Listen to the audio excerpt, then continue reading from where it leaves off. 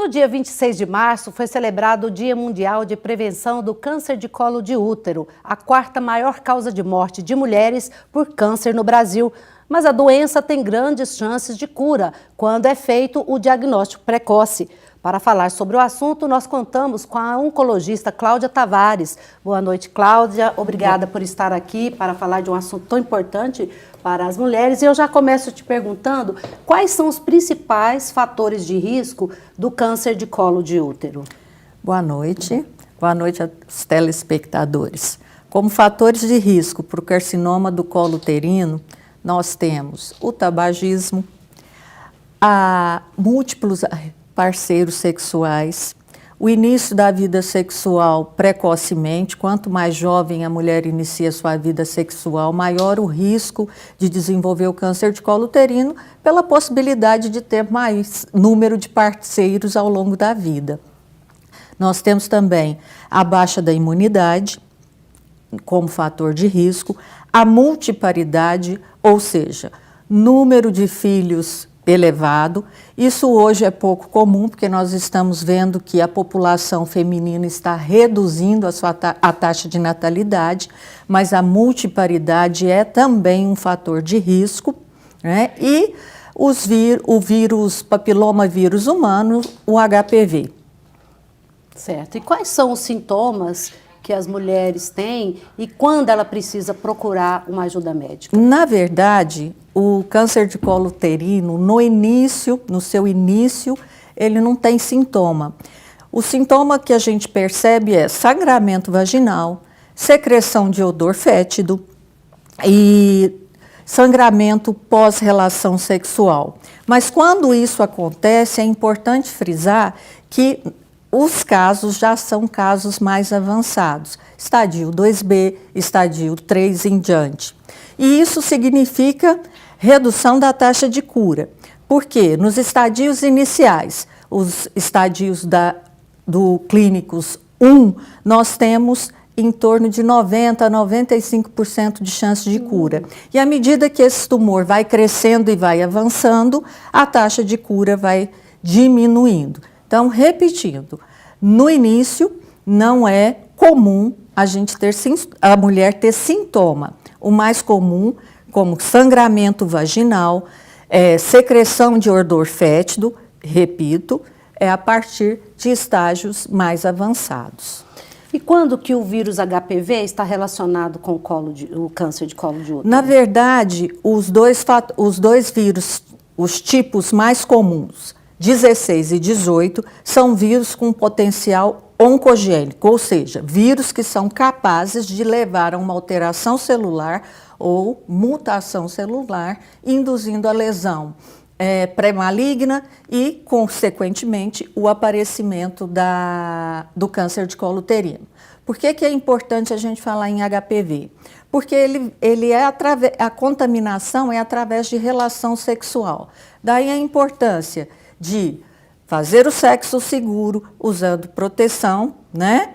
E evitar múltiplos parceiros sem proteção, porque ela evita a proteção, o sexo seguro evita as ISTs, as infecções sexualmente transmissíveis, dentre elas a induzida pelo HPV, que é o papilomavírus humano, 16 e 18. É importante dizer que essa infecção, ela não traz sintoma na maioria das vezes, então ela é muito indolente. E o sintoma mais comum, às vezes, é o aparecimento da lesão pré-maligna. Daí a importância também da vacinação dos adolescentes e das crianças, porque hoje é importante frisar que é necessário vacinar as crianças de 9 a 14 anos, porque o Ministério da Saúde, o esquema de vacinação inicia com 9 anos, tanto meninas quanto meninos, 2 doses com intervalo de 6 meses. E por que o menino também é importante? Porque ele deixa de ser um vetor, um transmissor do HPV, do papilomavírus humano, e também fica protegido contra o câncer de pênis. E no caso da mulher, ela se protege dessa infecção se instalar e de ter as mutações celulares e, consequentemente, o câncer de colo uterino. Quais são os principais métodos de triagens recomendados? O método mais comum e o mais recomendado atualmente ainda é o exame citopatológico, é o conhecido Papa Nicolau. O Ministério da Saúde, ele coloca que deve ser feito a partir dos 25 a 64 anos nas mulheres. E, normalmente, 2 exames sequenciais, ou seja, 2 anos seguidos, negativo, é possível repetir esse exame a cada 3 anos. Mas nós, a classe médica, nós recomendamos que esse exame Papa Nicolau seja feito anualmente. Naquelas mulheres com baixa imunidade, iniciar a execução desse exame, do citopatológico ou do exame Papa Nicolau, a partir do início da atividade sexual. Mas, repito, nós da comunidade médica recomendamos que a partir do início da atividade sexual da mulher, independente da idade, ela comece a fazer o rastreamento com o exame citopatológico anualmente. Como que é realizado esse diagnóstico e quais são os métodos de tratamento, já que essa doença no começo ela é mais difícil de ser diagnosticada? Nos casos iniciais, é importante o exame Papa Nicolau porque através da avaliação do tecido, você vai perceber as atipias celulares, ou seja, as alterações celulares, as mutações celulares. E com isso, o patologista consegue diagnosticar lesões pré-malignas ou carcinoma em estágios muito iniciais. Nesses casos, o tratamento é essencialmente cirúrgico, conização, HTA, que é a histerectomia total abdominal. Nos casos mais avançados, como eu disse, pode ter sangramento genital, secreção de odor fétido, às vezes dor no baixo ventre, tipo cólica. Com isso, acende a luz amarela aí para a mulher e ela mesma procura e através, às vezes, do exame macroscópico visual, nós detectamos uma lesão ali ulcerada, vegetante. Aí sim, procedemos à biópsia dessa lesão para confirmação do carcinoma do colo uterino.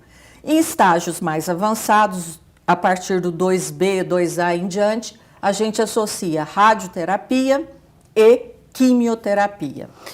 Existe um percentual de contaminação de mulheres contaminadas? Existe assim, no começo, porque hoje tem a vacina. Antigamente a gente não contava com essa vacina. Como é que está a situação hoje, no Brasil especialmente? Na verdade, esses dados, a gente só tem dados de 2020, 2022, que houve uma diminuição nos exames Papa Nicolau, nos exames citopatológicos. Por quê? Isso foi atribuído à Covid-19, né, a pandemia Covid-19. Então, as mulheres, por ficarem reclusas, deixaram de procurar as unidades de saúde. Mas o percentual, o que a gente percebe é que caiu, porque há 10 anos atrás, o câncer de colo uterino, ele era o segundo em incidência, o primeiro mama, segundo em incidência no sexo feminino. Hoje era o câncer, quarto. E hoje é o quarto. Então, esses números mostram como houve uma diminuição da incidência do câncer de colo uterino. Objetivamente, esses números não existem, o INCA não divulga. O que a gente sabe é que ele é mais comum na quinta e sexta década, nessas décadas são mais agressivos, mas também pode aparecer entre a 20ª e 30ª década, ou seja, entre 20 e 30 anos, tá? Hoje, o que a gente percebe é que os tumores os cânceres de colo uterino, eles estão aparecendo em idades mais precoces, exatamente por conta do que eu disse, início da vida sexual mais cedo e a oportunidade de ter múltiplos parceiros. Acredito que daqui uns 5 a 10 anos, quando a gente observar efetivamente a eficiência, a eficácia da vacinação Dessa população jovem de hoje, entre 9 e 14 anos, a gente vai perceber uma queda muito maior no aparecimento ou na incidência do câncer de colo uterino. Nossa, isso seria maravilhoso. Mas é importante que a população, os pais, tenham em mente, não tenham medo de vacinar seus filhos. Meninos e meninas, não se esqueçam, a partir dos 9 anos. Por que a partir dos 9 anos? Porque a gente sabe que essa população mais jovem está cada dia iniciando a sua vida sexual mais cedo. Então a gente precisa pegar esse grupo bem precocemente para que eles desenvolvam imunidade suficiente para não deixar o HPV, o papiloma vírus humano, 16 e 18, agir, levando a alterações celulares no colo uterino, no caso das mulheres, e é importante citar também, no caso dos homens, no câncer de pênis. Ok, olha, muito obrigada pela disponibilidade nesse feriado, nessa véspera de feriado.